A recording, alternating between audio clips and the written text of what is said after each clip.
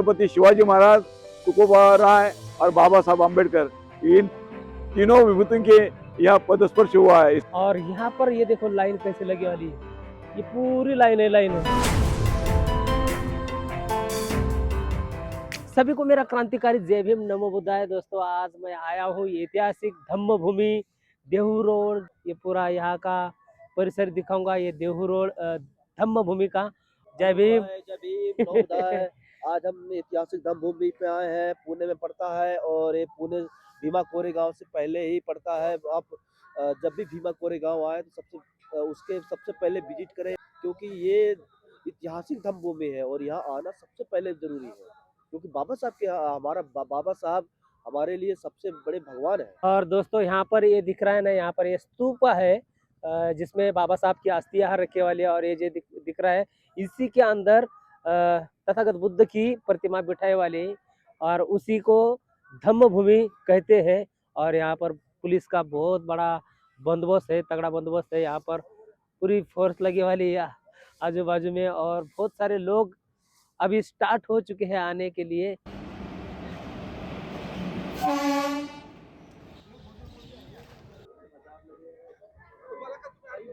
Hello दोस्तों देखो, आज मैं आया हूँ ऐतिहासिक धम्म भूमि देहू रोड, जहाँ बाबा साहब ने उनके हाथों से बुद्ध की प्रतिमा बिठाई थी। आज 25 दिसंबर। यहाँ पर देखो ये दुकानें लगी है। दोस्तों ये देखो, ये बुद्ध विहार है। यहाँ पर इस विहार के अंदर बाबा साहब ने उनके हाथों से 1954 को बुद्ध की प्रतिमा बिठाई वाली ये अस्थि स्तूप है। आप धम्म भूमि के बुद्ध विहार में आए हुए हो।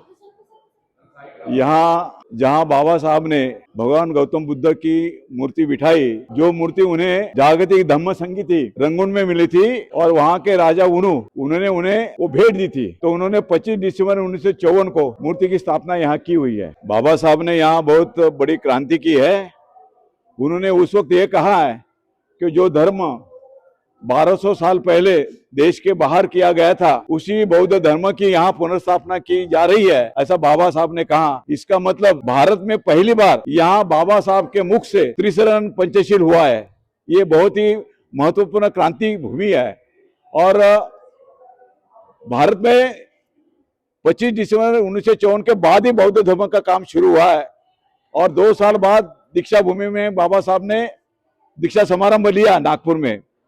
मगर सबसे पहले अगर कोई धम्म भूमि है तो धम्म भूमि है, बाद में दीक्षा भूमि और फिर चैत्य भूमि। ये तीनों त्रिरत्न बौद्ध धर्म के महत्वपूर्ण है।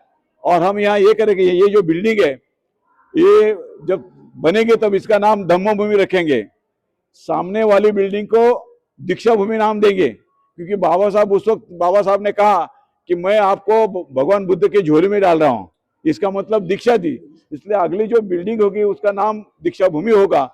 बाजू में बाबा साहब की अस्थि है, उस बिल्डिंग को हम चैत्य भूमि नाम देंगे।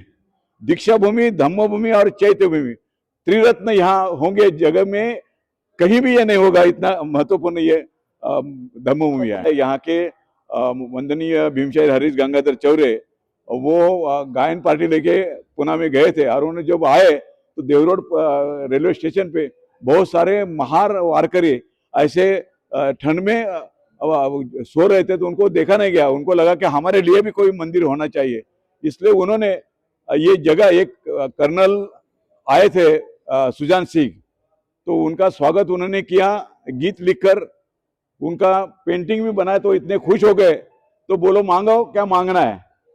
तो बड़े लोग जो अपने लिए कुछ मांगते नहीं, उन्होंने समाज के लिए मांगा। बोले हमारे जाति के लिए मंदिर के लिए जगह नहीं तो आप दीजिए। तो बोले बांधो इधर, यहाँ सब फोटो चाहते। तो वो वंदनीय भीमशाही हरीश गंगाधर चौरे ने ये मंदिर बनवाया और बाबा साहब को यहाँ निमंत्रित किया।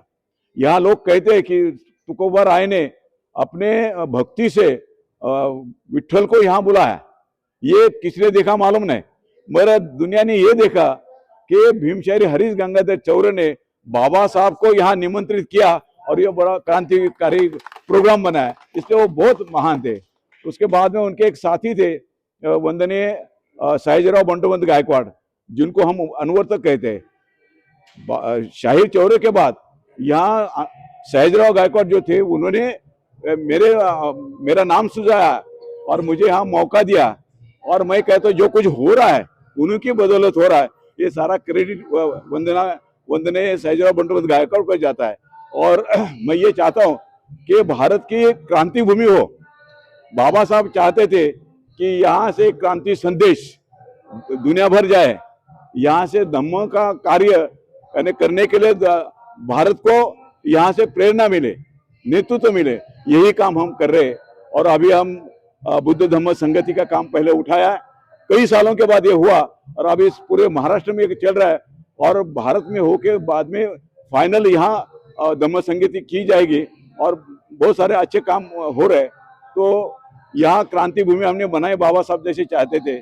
और मैं ये चाहता हूँ कि जब भी कोई क्रांतिकारी कार्य हो दुनिया में तो पहले धम्मभूमि से वो शुरू करे, ऐसा मैं अपील करता हूँ। क्या ये महाराष्ट्र की सबसे पहली बिठाई वाली प्रतिमा है? महाराष्ट्र में नहीं, भारत में भी नहीं, पूरे वर्ल्ड में, इसलिए पूरे जगत में पहली बार ये मूर्ति बिठाई है।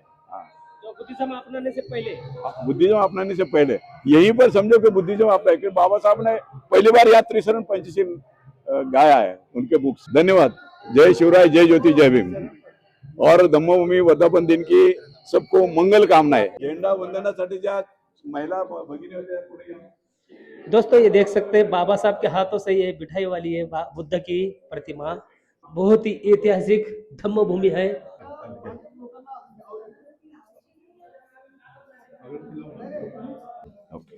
धम्मभूमीचा, धम्मभूमीचा, धम्मभूमीचा।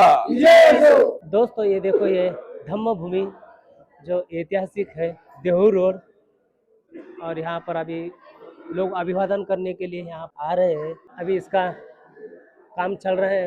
ये देखो यहाँ पर दीक्षा भूमि बन रही है।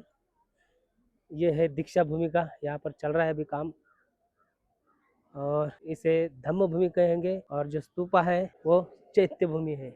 ये है चैत्य भूमि।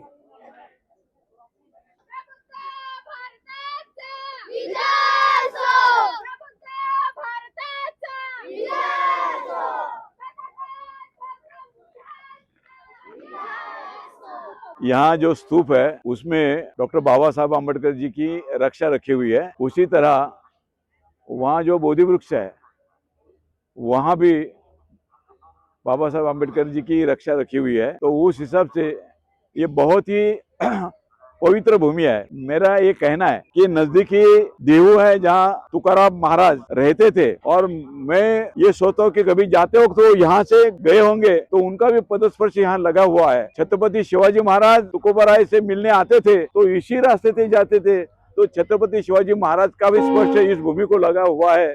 छत्रपति शिवाजी महाराज, तुकोबाराय और बाबा साहब आम्बेडकर, इन तीनों विभूतियों के यहाँ पदस्पर्श हुआ है, इसलिए भूमि और भी पवित्र हो गई है। दोस्तों लोग आना स्टार्ट हो चुके हैं। बहुत सारे लोग अभी आए हैं, आ रहे हैं। और ये देखो अभी अभी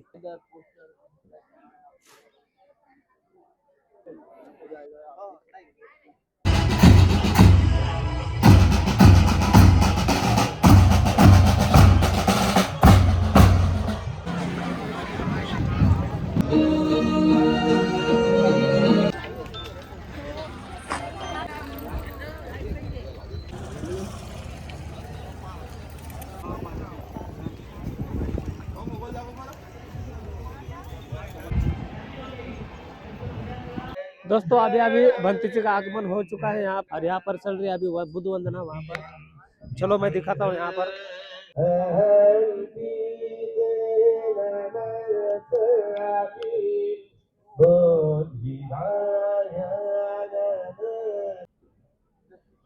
जिसने राग द्वेष मोह की सारी कड़ियां भग्न भग्न कर दी हो उसे ही भगवान कहा जाता है। भगवान इस शब्द का मतलब ईश्वर, परमेश्वर, गॉड नहीं है। भटक गए तो शब्द की भी चोरी हो गई, क्योंकि भगवान इस शब्द किसको गढ़ाया जाता है? जो व्यक्ति सम्यक संबोधि प्राप्त किया हुआ है, ऐसा एक ही व्यक्ति है। जिसको भगवान भग्ग रागो भग्ग दोषो भग्ग मोहो इति, जिसने सारी काम तृष्णाएं भव तृष्णाएं विभव तृष्णाएं सारी कड़ियां भग्न भग्न कर दी हो, उसे ही भगवान कहते हैं। भगवान यह विशेषण केवल सम्यक संबोधि जिन्होंने प्राप्त किया उन्हीं को ही है, हाँ, और अन्य व्यक्ति को नहीं। इस बात को ध्यान में रखें। सिद्धार्थ गौतम थे।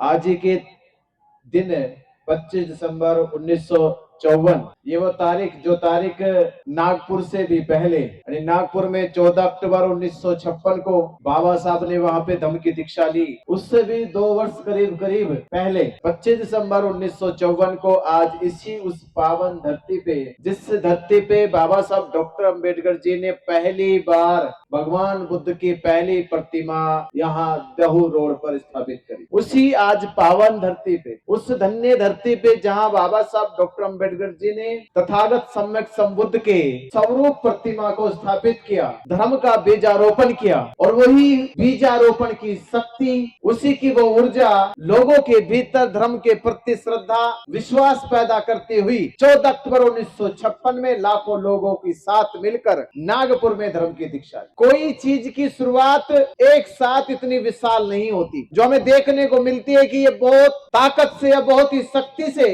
इतना विशाल काय समाज इकट्ठा हो गया। इसकी शुरुआत छोटे से ही प्रयास से शुरू होती है, और वो छोटा सा प्रयास अगर आप धीरे धीरे गौर करोगे, अगर आप ये जानोगे कि महाराष्ट्र और महाराष्ट्र के साथ पूरे भारत में जो बौद्ध धर्म की क्रांति का जो बिगुल बजा था, वो बिगुल भले ही नागपुर से सुनाई दिया हो, पर उसकी तैयारी देहू रोड पुणे से, यानी इस पवित्र धरती से शुरू हो चुकी थी। दोस्तों ये देखो, ये देहू रोड का ये माहौल है, कितने सारे लोग आ गए। देखो यहाँ पर आप, ये दुकानें है, यहाँ पर कुछ फोटो है, सब खरीदी करने लग गए हैं। कितनी भीड़ है यहाँ पर? हाँ भाई, दिन भर लोग आए, 20 लाख लोग दिन भर गए। बहुत सारे लोग है ना, 20 लाख से ज्यादा लोग 20 लाख से ज्यादा लोग यहाँ आते जाते। देखो यहाँ से मैं दिखाता हूँ, यहाँ पर लाइन कैसी लगी वाली है। देखो ये अभिवादन करने के लिए बाबा साहब के अस्थियों को, यहाँ पर अस्थियाँ है ना, अस्थि है, बुद्ध की मूर्ति है, और यहाँ पर ये देखो लाइन कैसे लगी वाली है, ये पूरी लाइन है, देख सकते हैं दोस्तों। चलिए चलते, अभी जा रहे हैं हम वहाँ पर कार्ला गांव में, जहाँ पर हमारा धम्म पद यात्रा रुका है। वहाँ पर कहाँ गए मेरे दोस्त? इधर है। चलिए देखो कितनी भीड़ है ये। चलो दोस्तों चलते चलते।